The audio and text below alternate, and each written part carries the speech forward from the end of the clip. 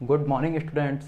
मैं इंद्र कुमार जोनवाल आज फिर से कक्षा 8 का चैप्टर नंबर 2 सूक्ष्म जीव हमारे मित्र हैं या शत्रु से वीडियो नंबर 3 लेके आया हूँ। और हम विगत क्लासों में देखा था कि सूक्ष्म जीव हमारे लिए कैसे किस प्रकार लाभदायक हैं, किस प्रकार हमारे लिए हानिकारक हैं, कहाँ ये रहते हैं, कैसे इनसे औषधियाँ तैयार होती है, दही और ब्रेड बनाना तक हमने इससे सीखा था। आज हम कुछ स्पेशल नोट्स हैं।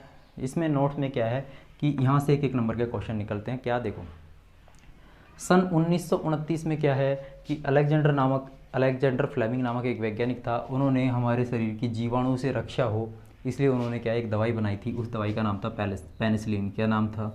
पेनिसिलिन। तो आप लोगों से कोई पूछ ले कि पेनिसिलिन की दवाई किसने बनाई, तो पेनिसिलिन की दवाई बनाई थी अलेक्जेंडर फ्लेमिंग ने। ठीक है, कब बनाई थी? सन 1929 में। कैसे बनाई थी वो देखो। रसायन विज्ञान और जीव विज्ञान की प्रयोगशालाओं में बहुत सारी तस्तरियाँ मतलब प्लेट होती हैं। उन प्लेट में क्या होता है कि हमारे पास में उसके अंदर फफूंद रखे। उन्होंने क्या कर दिया, इस प्लेट में छोटे छोटे फफूंद रख दिए। छोटे छोटे क्या रख दिए? फफूंद रख दिए। इस प्लेट का नाम था संवर्धन तस्तरी। संवर्धन तस्तरी का मतलब होता है कि जहाँ पे फफूंद बढ़े। संवर्धन मतलब जहाँ पे वृद्धि हो, फफूंदों की क्या हो, वहाँ पे वृद्धि हो। लेकिन इन फफूंदों की, हरे रंग के जो फफूंद लिए थे, इनकी इस प्लेट में वृद्धि नहीं हुई। जैसे छोटे थे वैसे के वैसे रह गए, मतलब इस प्लेट के अंदर ये फफूंद नहीं बढ़े। ठीक है। उन्होंने संवर्धन तस्तरी पर हरे रंग के फफूंद, छोटे जीवाणु देखे और इनकी मतलब यहाँ पे क्या है, वृद्धि नहीं हुई। तो इस प्रकार उन्होंने फफूंद से क्या बनाई, हमारे पास पेनिसिलिन की दवाई बनाई। क्या बनाई? पेनिसिलिन की दवाई। तो पेनिसिलिन की जो दवाई है किसने बनाई? अलेक्जेंडर फ्लेमिंग ने। कब बनाई? सन 1929 में। क्या नाम था? पेनिसिलिन। ठीक है, हरे रंग के फफूंद के द्वारा। अब देखेंगे अगला टॉपिक है कि टीका क्या होता है। क्या बेटा? टीका क्या होता है? तो आप लोगों को पता है हमारे शरीर में रोग उत्पन्न होते हैं तो शरीर हमारे रोगों से लड़ने की क्या पैदा करता है? क्षमता। जैसे अभी कोरोना वायरस है, कोरोना वायरस हमारे पास इसके टीके लग रहे हैं। क्यों? शरीर को रोगों से लड़ने की क्षमता पैदा करने के लिए, शरीर को कोरोना से लड़ने की क्षमता पैदा करने के लिए उसके टीके लगाए जा रहे हैं। क्या करते हैं टीके? वह देखो, जब हमारा रोग कारक सूक्ष्म जीव हमारे शरीर में प्रवेश करता है तो उससे लड़ने के लिए हमारे शरीर में प्रतिरक्षा उत्पन्न करता है। क्या है? देखो, शरीर में जब हमारे कोई भी रोगाणु अंदर प्रवेश कर जाता है तो हमको लड़ने की क्षमता पैदा होती है। क्या होती है? लड़ने की क्षमता। जिसकी क्षमता कम है वो जल्दी इफेक्टेड हो जाएगा, जिसकी क्षमता ज़्यादा है वो लेट इफेक्टेड होगा या नहीं होगा। अब देखो, हमारे शरीर को यह भी याद रहता है कि रोगाणु हमारे शरीर में प्रवेश किया है और उससे मतलब बॉडी इतनी हमारी इस तरीके से डिजाइन की हुई है कि हमारे शरीर में यदि कोई रोगाणु घुस भी जाता है ना तो हमारे शरीर को याद रहता है कि हमारे शरीर में रोगाणु जा चुका है और उससे किस तरीके से लड़ना है। ठीक है, ये सब इसको याद रहता है। ठीक है, यदि अब टीके के अंदर क्या करते हैं अपन लोग, टीके में कहते हैं दवाई डाल दी, दवाई डाल दी, ऐसा कुछ नहीं है। इसमें क्या किया जाता है, मान लो कि अंदर एक्स, हमारे पास में एक्स रोगाणु अंदर घुस गया तो इसी रोगाणु की एक कॉपी को अंदर डाला जाता है। वो रोगाणु लेकिन मरा हुआ होता है। वो रोगाणु क्या होता है? मरा हुआ होता है। एक्स एक रोगाणु है और एक्स उसी की एक कॉपी डाली जाती है, लेकिन वो मृत होती है या निष्क्रिय होती है। मृत या निष्क्रिय होती है। ठीक है, मृत या निष्क्रिय। ठीक है, निष्क्रिय का मतलब वो काम नहीं करता, लेकिन उसको इंजेक्शन की सहायता से हमारे शरीर में प्रवेश किया जाता है। अब आप लोग देखो, जैसे खेत में होता है ना, ये खेत में अपन लोग क्या करते हैं, अपन लोग नहीं रहते तो एक बिजूका बना के और खड़ा कर देते हैं ना।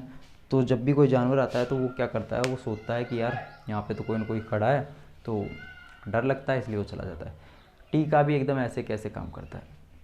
टीके में क्या किया जाता है, जैसे हमारे शरीर के अंदर जो रोगाणु है उसकी कॉपी करके मरा हुआ या निष्क्रिय जीवाणु अंदर घुसा दिया जाता है। रोगाणु हमारे शरीर के अंदर प्रवेश किया जाता है, उसकी एकदम कॉपी, मरी हुई या निष्क्रिय कॉपी को क्या किया जाता है, अंदर घुसा दिया जाता है।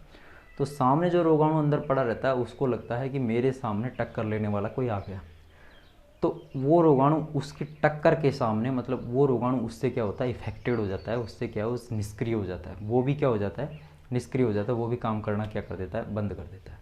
मतलब सामने बराबरी का मिल जाता है, चाहे वो कॉपी क्यों ना हो। तो इसलिए वो क्या है, काम करना क्या कर देता है, बंद कर देता है।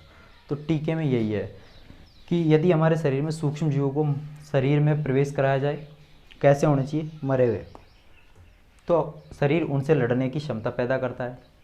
ठीक है, तो जैसे ही मरे हुए अंदर जाते हैं तो शरीर उनसे क्या, लड़ने की क्षमता पैदा करता है। और यही क्या होता है, टीका या वैक्सीन होता है।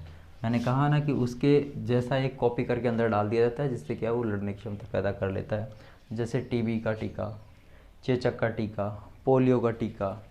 तो आप लोगों को ध्यान रखना है एक और कि चेचक के टीके का जो आविष्कार है, चेचक के टीके का आविष्कार है, ये एडवर्ड जेनर नामक वैज्ञानिक ने किया था।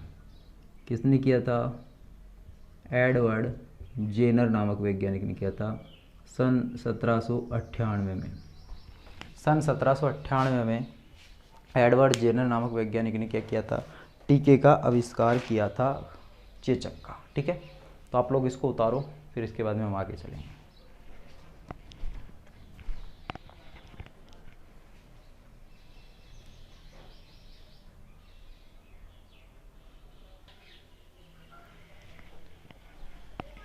हाँ तो बेटा अब हम आगे चलेंगे थोड़ा सा, और आगे चलेंगे तो क्या देखेंगे वो देखो। हम आगे जाएंगे तो ये देखेंगे मिट्टी की उर्वरता, कि मिट्टी की उर्वरता क्या होती है, कि सूक्ष्म जीव मिट्टी की उपज बढ़ाने में कैसे सहायक होते हैं।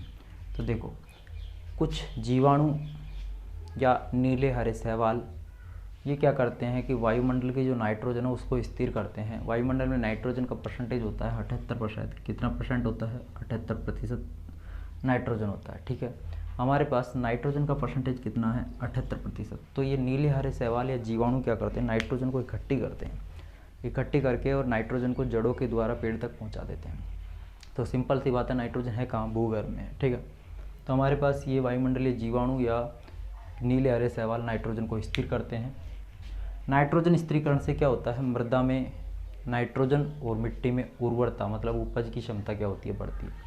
नाइट्रोजन स्थिरीकरण के दो फायदे हैं कि पहली बात तो नाइट्रोजन में वृद्धि हो जाएगी, नाइट्रोजन एक जगह इकट्ठी होगी तो क्या बढ़ जाएगी? नाइट्रोजन बढ़ जाएगी। और दूसरी बात कि मिट्टी की जो उर्वरता है वो भी क्या हो जाएगी? बढ़ जाएगी। ठीक है, कि हमको ज़्यादा से ज़्यादा क्या प्राप्त होगी? उपज प्राप्त होगी। ठीक है ना, तो इसके फायदे हो गए मिट्टी की उर्वरता के। पहली बात तो नाइट्रोजन को स्थिर करेंगे। कौन करेंगे? जीवाणु या नीले हरे शैवाल। क्या फ़ायदा होगा? नाइट्रोजन एक जगह इकट्ठी हो जाएगी, उर्वरता बढ़ जाएगी। और ये जीवाणु जो नाइट्रोजन को इकट्ठी करते हैं, एक तरह के जीव ही तो होते हैं। तो ये जो जीवाणु जो नाइट्रोजन को इकट्ठी करते हैं इनको हम कहते हैं जैविक नाइट्रोजन स्थिरीकारक। क्या कहते हैं? जैविक नाइट्रोजन स्थिरीकारक। क्या कहते हैं? जैविक नाइट्रोजन स्थिरीकारक। तो आपको 9th क्लास में जाओगे तो आपको पता चल जाएगा कि वो जीवाणु का नाम क्या है जो नाइट्रोजन को इकट्ठी करने का काम करता है। तो उस जीवाणु का नाम है राइजोबियम। क्या नाम है? राइजोबियम। राइजोबियम नामक का एक जीवाणु है, वो नाइट्रोजन को क्या करता है? स्थिरीकरण करता है, नाइट्रोजन को इकट्ठा करता है। ठीक है, तो आप लोगों को क्या क्या याद रखना है? आप लोगों को याद रखना बेटा कि जीवाणु या नीले हरे शैवाल नाइट्रोजन को क्या करते हैं? स्थिर करते हैं। ठीक है, इससे क्या होता है? मिट्टी की उर्वरता बढ़ती है, नाइट्रोजन ज़्यादा बढ़ती है। और ये जो जीव जो नाइट्रोजन को स्थिर करते हैं ये क्या होते हैं? जैविक नाइट्रोजन स्थिरीकारक होते हैं। पर्यावरण शुद्धिकरण, कि जीव सूक्ष्म जीवों से पर्यावरण कैसे शुद्ध होता है वो हम पढ़ेंगे। हम क्या करते हैं? 2 गमले लेते हैं, ले लिए 2 गमले लेके और अलग अलग में क्या करते हैं? एक में तो हम पेड़ पौधों के अपशिष्ट मतलब कि पेड़ पौधों का कचरा डाल देते हैं, जैसे फल, छिलके, पेड़ पौधों की पत्तियाँ डाल देते हैं। दूसरे के अंदर क्या करते हैं? पॉलीथीन की थैली, कांच के टुकड़े, सिरिंज, हॉस्पिटल से निकले ग्लव्स ये डाल देते हैं। दोनों गमलों में अलग अलग हमने क्या है? अपशिष्ट डाल दिया। अपशिष्ट मतलब कचरा बचा हुआ। कुछ समय बाद हमने देखा कि इस पहले गमले के अंदर तो क्या बन जाती है? खाद बन जाती है। क्या बन जाती है? खाद। लेकिन इसकी खाद नहीं बनती है। तो सिंपल सी बात है कि हमारे पास में पेड़ पौधों का जो कचरा है इससे क्या प्राप्त हो गई? खाद। मतलब ये जल्दी अपघटित हो गए। क्या हो गए? जल्दी अपघटित हो गए। अपघटित का मतलब ये टूट गए और ये नहीं टूटे। तो पर्यावरण को शुद्ध रखने के लिए ऐसे पदार्थों को या ऐसी वस्तुओं को उपयोग करें जो जल्दी अपघटित हो जाएं। ठीक है, सूक्ष्म जीव उन्हें क्या कर दें? जल्दी तोड़ दें और जिससे खाद जैसी हमारे पास में पदार्थ तैयार हो गया है जो मिट्टी को क्या है? उपजाऊ करें। ना कि पॉलीथीन की थैलियाँ, कांच के टुकड़े, सिरिंज, ग्लव्स वगैरह यूज करें। ठीक है, तो इसलिए ही हमसे मना करते हैं पॉलीथीन की थैलियाँ यूज़ मत किया करो, क्योंकि ये टूटती नहीं, इनका खाद नहीं बन पाता, सूक्ष्म जीव इन्हें तोड़ नहीं पाता, हजारों साल बाद तक भी ये ऐसी कैसी निकलती हैं। इसलिए हमारे पास में सूक्ष्म जीव भी ऐसी चीज़ों को तोड़ते हैं जो उनसे टूट सकती है, जो पर्यावरण को क्या नहीं कर सकती, टूटने के बाद में प्रदूषित नहीं कर सकती।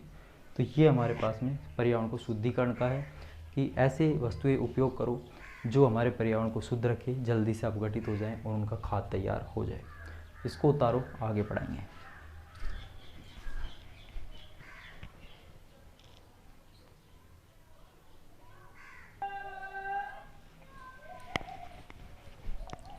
हाँ तो बेटा, अब हम हानिकारक सूक्ष्म जीव, मतलब कि सूक्ष्म जीव है हमारे लिए हानिकारक किस प्रकार है वो भी हम पढ़ेंगे।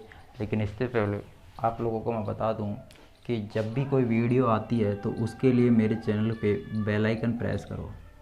बेल आइकन को प्रेस करोगे तो आपको लेटेस्ट नोटिफिकेशन मिल जाएगा कि कौन सी वीडियो मैंने अभी डाली है। सेकंड, आप चैनल को सब्सक्राइब कराओ अपने दोस्तों से। सब्सक्राइब नहीं कराओगे तो फिर मेरा भी क्या फ़ायदा है।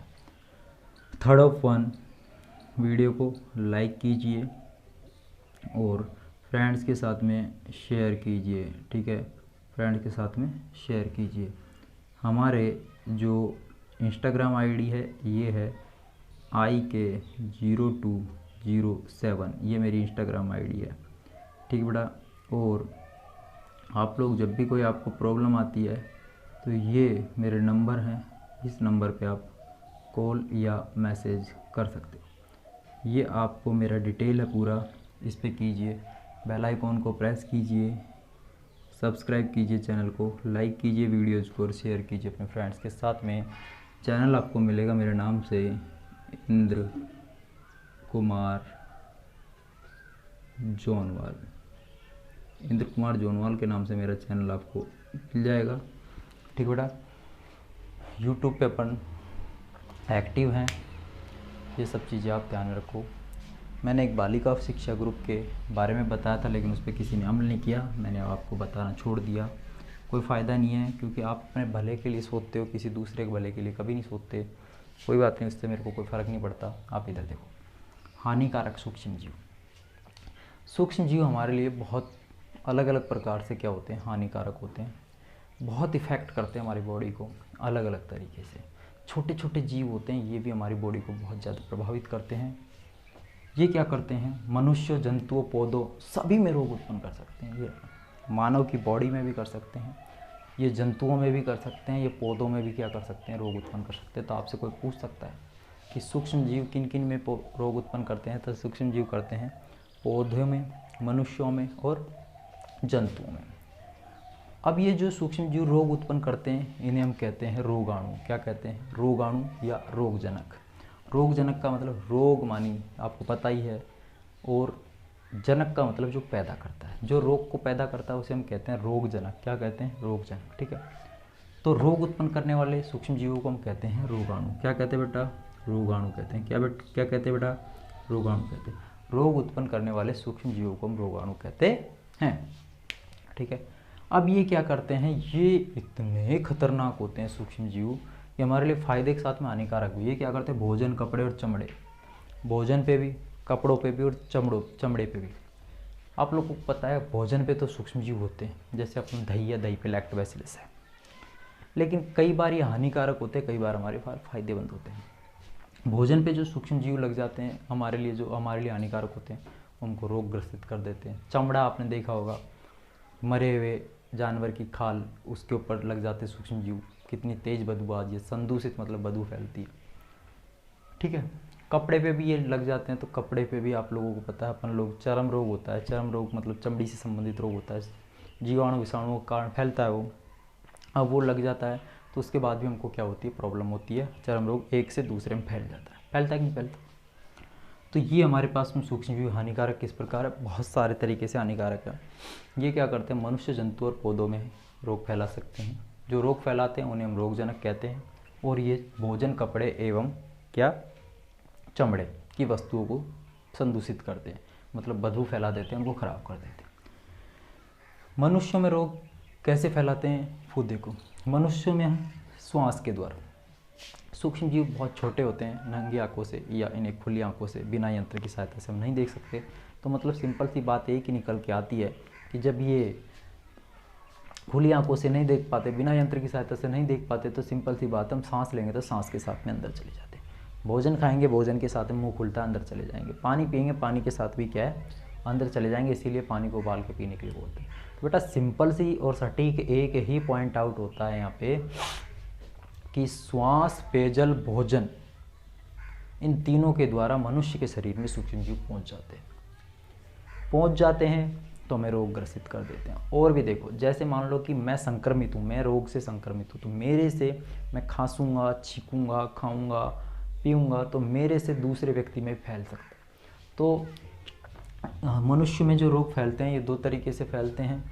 एक तो हमारे पास में सांस लेंगे, पानी पिएंगे और हम खाना खाएंगे, उसके द्वारा फैल सकता है, क्योंकि हवा में विचरण करते रहते हैं, हवा में तैरते रहते हैं। दूसरा, संक्रमित व्यक्ति से सीधे संपर्क में, मतलब जिनके रोग पैदा हो रखे हैं उनके डायरेक्ट कांटेक्ट में आ गए तो भी हमारे पास में ये रोग उत्पन्न हो जाएंगे। बेटा हर एक चीज़ को इम्पोर्टेंट तरीके से आप देखो, याद करो, लिखो, ठीक है।